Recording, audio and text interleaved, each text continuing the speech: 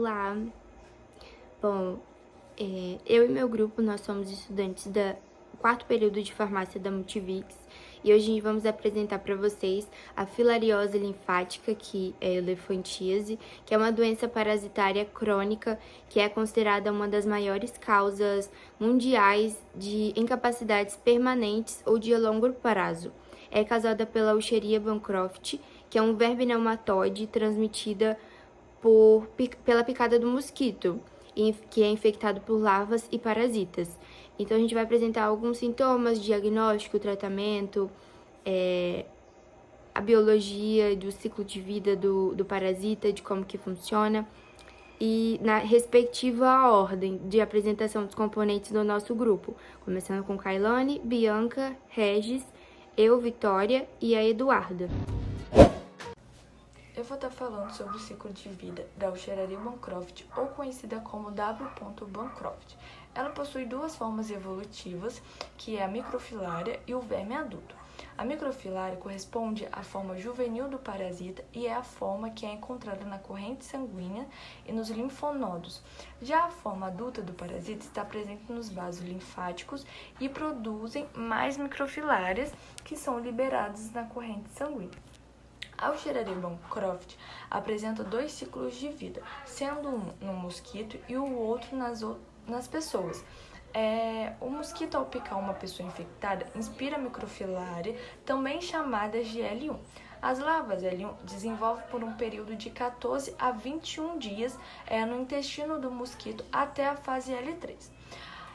Quando chega a fase L3, eles migram para a boca do mosquito, que ao picar outra pessoa, o mosquito transmite a larva L3, que migra para os vasos linfáticos e desenvolve até o estágio L5, que corresponde ao estágio adulto e de maturação sexual. A larva L5, após o período de incubação, começa a liberar as microfilárias que ficam circulando no sangue. Irei estar dando continuidade com o que eu já estava explicando antes, porém agora com uma imagem para ficar melhor de entender. A fase 1, o mosquito pica e libera a forma juvenil do parasita no humano. Já a fase 2, o parasita se desenvolve até a fase adulta nos vasos e nos nódulos linfáticos. A fase 3, a fêmea do parasita libera pequenas larvas nos vasos sanguíneos. Já na fase 4, o mosquito pica e se alimenta de sangue com larvas do parasita. A fase 5, as larvas do parasita chegam no intestino do mosquito. E a fase 6, as larvas se desenvolvem até a forma juvenil e chegam na cabeça do mosquito. O perfil epidemiológico da filariose linfática, mais conhecida como elefantíase, só pôde ser definido no Brasil a partir da década de 50, onde houveram diversos inquéritos hemoscópicos no território brasileiro, a fim de sinalizar quais seriam as áreas mais afetadas para poder combater a doença no Brasil. E a partir desses inquéritos, foram descobertos, então, 11 cidades e 6 estados, principalmente da região Nordeste, onde nós podemos destacar o Alagoas, Pernambuco e Maranhão como as áreas de foco. E a partir dessa descoberta, houveram, então, diversas medidas governamentais realizadas para ver o combate dessa endemia no Brasil. E tais ações visavam a diminuição dessa endemia a partir da eliminação das fontes de infecção da filariose no Brasil, isso é, das fontes humanas de infecção, uma vez que os seres humanos são os únicos capazes de adquirirem essa doença, não transmitindo, passando para animais agregatórios. E sendo assim, foram realizados milhares de exames hemoscópicos nas populações residentes das áreas endêmicas. E logo em seguida, feitos tratamentos individuais e coletivos de acordo com cada situação epidemiológica de particular área, fazendo com que o Brasil conseguisse eliminar amplamente a doença do país, sendo o último caso identificado e confirmado apenas no ano de 2017 em Recife. E para compreender a fisiopatologia da elefantíase, é importante então compreender todo o seu ciclo de vida.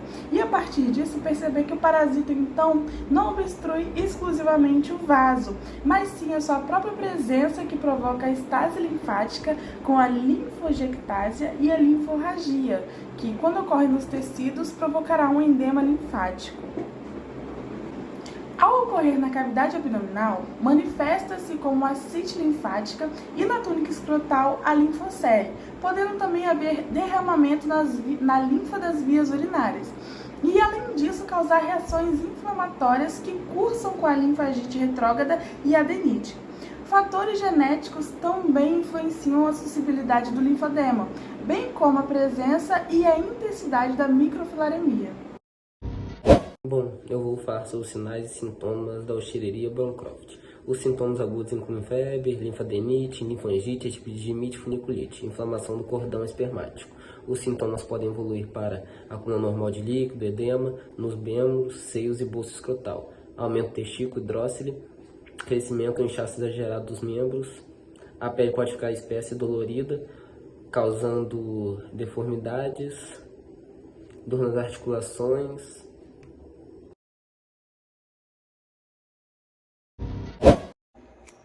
O diagnóstico, mesmo ele sendo clínico, ele é mais difícil de ser tratado, porque a doença pode ser mais assintomática. Mesmo tendo alguns sintomas, eles são mais generalizados, então é mais fácil confundir eles com outro tipo de infecção. Então, mesmo explorando o histórico do paciente, não dá para bater o martelo de cara se é a doença ou não. Fatores como se a pessoa mora em locais endêmicos ou se passou por um longo período em locais endêmicos também são importantes para o diagnóstico, mas não pode deixar de lado também os laboratoriais e os exames de imagem. O diagnóstico laboratorial, o mais comum é a gota espessa, que tem que ser colhida entre 10 e 11 da noite. Fora desse horário é mais fácil dar o falso negativo, porque é quando o parasita ele se encontra nos capilares mais profundos, mas ainda assim pode dar falso negativo, mesmo colhendo nesse horário, por isso que é importante usar técnicas de concentração. Por exemplo, se o paciente tem 10 microfilárias por ml, é um número bom para dar o positivo, porque é bastante parasita. Agora, se ele tem menos, é melhor usar técnicas de concentração, como que é possível encontrar na microfilária na urina ou no líquido da hidrocele. É preciso usar os exames de concentração, a técnica de concentração, porque pode ter pouco parasita.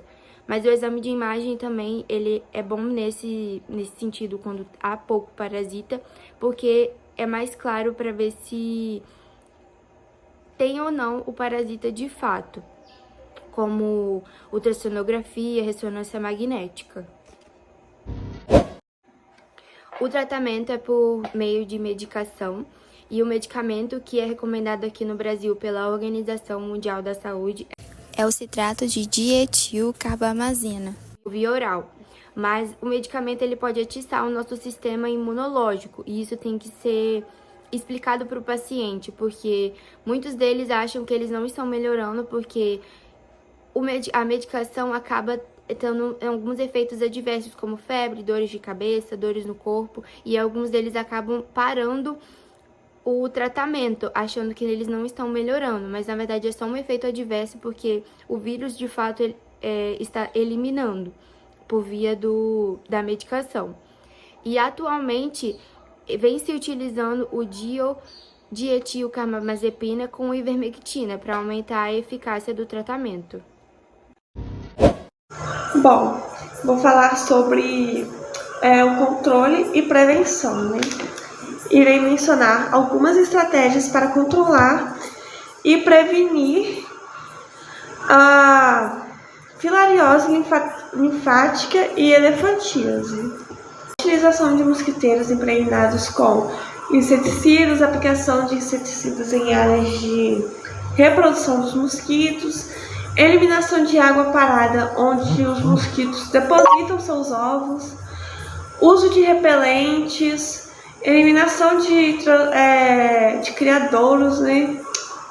E também devemos conscientizar a população sobre a transmissão da doença e sobre medidas protetivas, como algumas que eu citei agora. Então, tudo isso ajuda na redução da transmissão ao interromper, né, o ciclo de vida do vetor.